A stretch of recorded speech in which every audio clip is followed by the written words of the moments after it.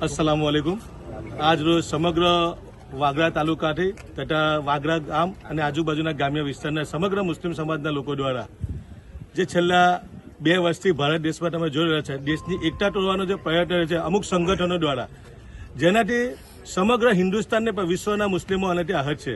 તમે જો અલગ અલગ બાબરી ઢાંચાથી લઈને અલગ અત્યારે સંભલ, ખ્વાજા ગરીબ નવાજ, અલગ અત્યારે તમે જો દિલ્હીની જામા મસ્જિદ પર પણ આ પ્રકારના નાપાક જે કૃત્યો કરી રહેલા છે, એનાથી સમગ્ર વાગરા તાલુકાના મુસલમાન નહીં પણ સમગ્ર હિન્દુસ્તાનના મુસલમાન એનાથી આહત છે.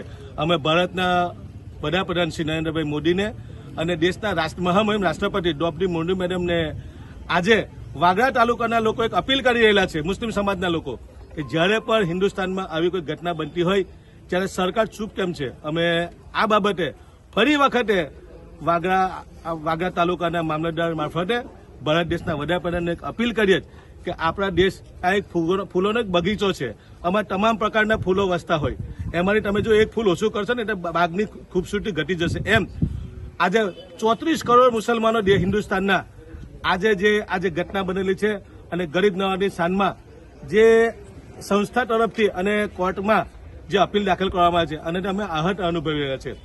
આ દેશમાં આવું ન હોવું જોઈએ. તમે જોઈ લો 1991માં વર્સિસ ઓફ એક્ટનો એક જે કાયદો આવેલો, આ લોકો આ કાયદાને પણ ઢોળીને પી ગયેલા છે કે જે તે સમયે 15મી ઓગસ્ટ 1947માં જે યથાવત સ્થિતિ જાળવવાની તમામ ધર્મના લોકો માટે હતું, ફક્ત નહીં કે મુસલમાનો માટે, તમામ ધર્મના જેટલા પણ મંદિર મસ્જિદો છે યથાવત સ્થિતિ જાળવી રાખવાનો જે ઓર્ડર થયેલો, હુકમ થયેલો, એને પણ ગોળીને પી ગયા. અને આજે નવા નિયમો મુજબ આજે મુસલમાનોને પરેશાન કરવામાં આવી રહેલા છે અને બિલકુલ સાખી લેવામાં નહીં આવે. આજે આ શરૂઆત ભરૂચ જિલ્લાના વાગરા તાલુકાથી થયેલી છે. જો સરકારમાં હસ્તક્ષેપ કરે અને જે આ મસ્જિદો પર ખોટી એલિગેશન એ દૂર થવી જોઈએ એવી અમારી માંગ છે. જો આ બાબતે સરકાર હસ્તક્ષેપ નહીં કરે તો હિન્દુસ્તાનના 34 કરોડ મુસલમાનો જ્યારે રોડ પર આવશે ત્યારે મુસલમાનોની તાકાત પ્રજાને ખબર છે. અમે અહિંસાવાદી લોકો અમે છે ને બિલકુલ શાંતિપ્રિય સમાજ છે. મુસ્લિમ સમાજ હર હંમેશ દેશની એકતા જળવાઈ રહે, દેશને આપણો સુપર પાવર દેશ બને ભારત, એવું આ મુસ્લિમ સમાજ જ છે. અમે એના સહભાગી લોકો છે. પરંતુ જો મુસલમાનને આવી રીતે દબાવવામાં આવશે એ બિલકુલ સાખી લેવામાં નહીં આવે. આજે વાગરા તાલુકાના મુસલમાનો રોડ પર આવેલા છે અને આ મુહિમમાં એમની સાથે સમગ્ર હિન્દુસ્તાનના મુસલમાન એમની સાથે ઉભેલો છે કે આ ગરીબ નવાજની શાનમાં જે થઈ રહેલું છે એ સાખી લેવામાં નહીં આવે.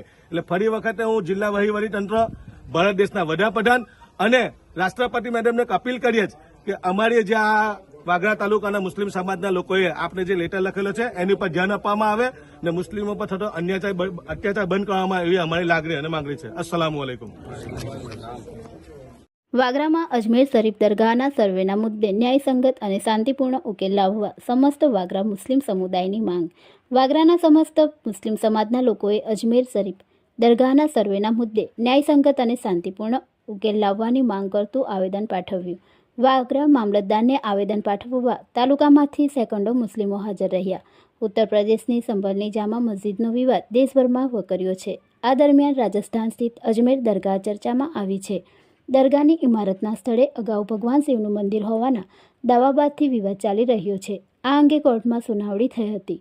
સુનાવણી દરમિયાન હિન્દુ પક્ષ તરફથી દરગાહ પરિસરમાં ASI ભારતીય પુરાતત્વ સર્વેક્ષણ વિભાગ સર્વેની માંગ કરાઈ છે.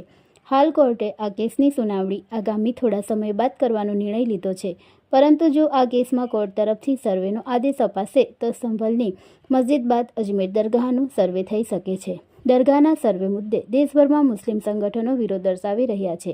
તેવામાં વાગરા મુસ્લિમ સમુદાયે પણ પોતાનો વિરોધ નોંધાવ્યો હતો અને આજે 6 ડિસેમ્બર 2024ના રોજ જુમ્માની નમાઝ બાદ મુસ્લિમ સમાજના લોકો વાગરા ડેપો સર્કલ ખાતે ભેગા થયા હતા અને ડેપો સર્કલથી વાગરા મામલતદાર કચેરી સુધી મૌન રેલી સ્વરૂપે દેખાવો કરી વાગરા મામલતદાર મારફતે પ્રધાનમંત્રી નરેન્દ્રભાઈ મોદીને આવેદન સ્વરૂપે દરગાહના સર્વેના મુદ્દે ન્યાયસંગત અને શાંતિપૂર્ણ ઉકેલ લાવવા અપીલ કરી હતી. આ વેળાએ મોટી સંખ્યામાં સમાજના લોકો હાજર રહ્યા હતા.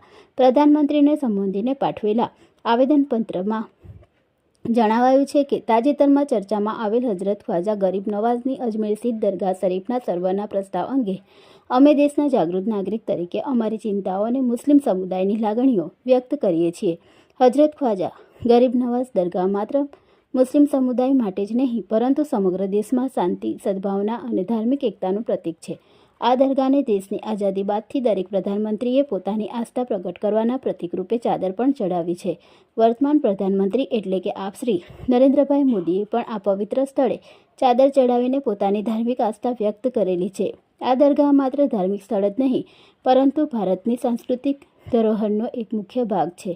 તેમજ 1991ના પ્લાન્સ ઓફ વર્શિપ એક્ટ હેઠળ ધાર્મિક સ્થળોની પરિસ્થિતિ અને આગવી ઓળખ જાળવવાની જે કાયદેસર ગેરંટી આપવામાં આવી છે તેની આદરપૂર્વક અને કડકપણે અમલવારી કરાવવામાં આવે તેવી આશા વ્યક્ત કરાઈ હતી. વધુમાં આવેદનમાં જણાવાયું છે કે અમે આ પત્ર દ્વારા વિનંતી કરીએ છીએ કે હજરત ખ્વાજા ગરીબ નવાઝની દરગાહને સંબંધિત કોર્ટમાં દાખલ યાચિકામાં મહત્વપૂર્ણ બાબત માટે સરકાર તાત્કાલિક સ્પષ્ટતા આપે અને કોઈપણ પ્રકારની તણાવપૂર્ણ પરિસ્થિતિ ટાળવા માટે બાહેધરી અને દેશના દરેક નાગરિકની ધાર્મિક લાગણીઓને આદર સાથે સંબોધન કરે. તમારા ઉત્તમ નેતૃત્વ હેઠળ દેશની સંસ્કૃતિ વિવિધતામાં એકતાને મજબૂત રાખવા માટે સતત પ્રયત્નશીલ રહેશે તેવી મુસ્લિમ સમાજે પ્રધાનમંત્રી પાસે આશા વ્યક્ત કરી હતી.